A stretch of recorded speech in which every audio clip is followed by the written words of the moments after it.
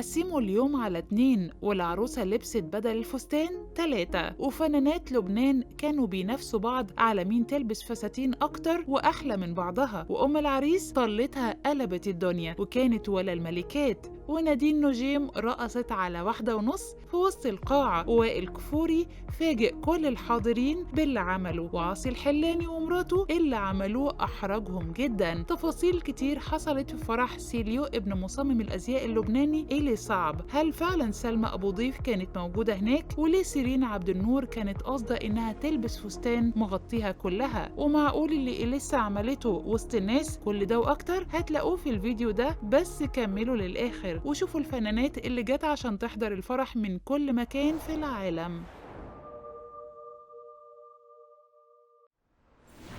فرح سيليو ابن مصمم الأزياء العالمي اللي صعب ما كانش ينفع يمر زي أي فرح أبداً، وده لأنه كتير من فنانين لبنان والوطن العربي وكمان من بره الوطن العربي كانوا موجودين عشان يهنوا ويباركوا لإيلي صعب في فرحته بابنه. واليوم اتقسم نصين، بدأ النص الأولاني منه بإكليل الجواز اللي حضرت فيه سيدة لبنان الأولى وكمان فنانين لبنان اللي ما سابوش إيلي صعب دقيقة واحدة، واللي كان من أولهم إليسا واللي لبست فستان أوف شولدر أسود، وكمان سيرين عبد النور اللي كانت لابسه فستان مغطيها كلها عشان تحضر الاكليل وتقف تدعي للعرسان مع الناس اللي كانت بتصلي ليهم. وطبعا وائل كفوري حضر وكان جنب صاحب عمره، والمفاجاه منه ان مراته شانا ما كانتش موجوده معاه، مع ان كتير كان متوقع انها تبقى معاه بس ده ما حصلش. والعريس دخل في ايد والدته اللي كانت صاحبه اكتر اطلالات في الفرح، وكمان اكتر من العروسه اللي دخلت بفستان ابيض منفوش في ايد والدها. وبعد الاكليل بدا الفرح اللي حضر فيه باقي فنانين لبنان، واللي ظهرت فيه نادين نجيم بفستان احمر شفاف ورقصت على صوت عاصي الحلاني اللي احيا الفرح. وكان رقص نادين نجيم وسط القاعه على 1:30 واي حد كانت بتقابله بترقص معاه. اما عاصي الحلاني فعمل اغنيه مخصوص للعريس